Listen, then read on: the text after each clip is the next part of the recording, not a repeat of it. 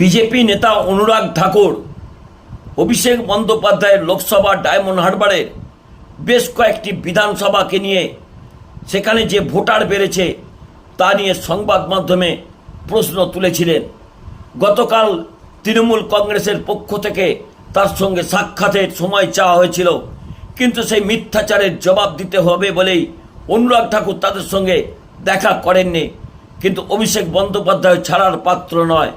তিনি সমস্ত তথ্য সম্বলিত একটি চিঠি এবং পেন ড্রাইভে করে ডায়মন্ড হারবারে যেসব বিধানসভায় ভোট বাড়া নিয়ে প্রশ্ন তুলেছিলেন, যাদের নিয়ে ভোট বাড়া নিয়ে প্রশ্ন তুলেছিলেন, সেই তথ্য অনুরাগ ঠাকুরের বাড়িতে পাঠিয়ে দিয়েছেন।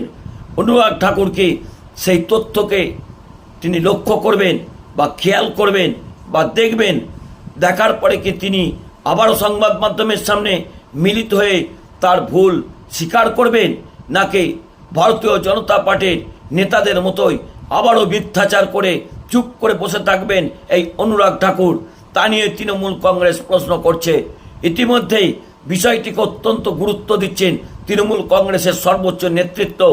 অনুরাগ ঠাকুর যেভাবে দিল্লিতে বসে অভিষেক বন্দ্যোপাধ্যায়ের লোকসভার বেশ কিছু বিধানসভার ভোট বাড়া নিয়ে প্রশ্ন তুলেছেন, তা কার্যত যে ভিত্তিহীন, তারই প্রমাণপত্র হিসেবে অভিষেক বন্দ্যোপাধ্যায় পেনড্রাইভটি পাঠিয়েছেন। দয়া করে অনুরাগ ঠাকুর দেখুন, তথ্যকে যাচাই করুন, তারপর আবার সংবাদ মাধ্যমে আসুন।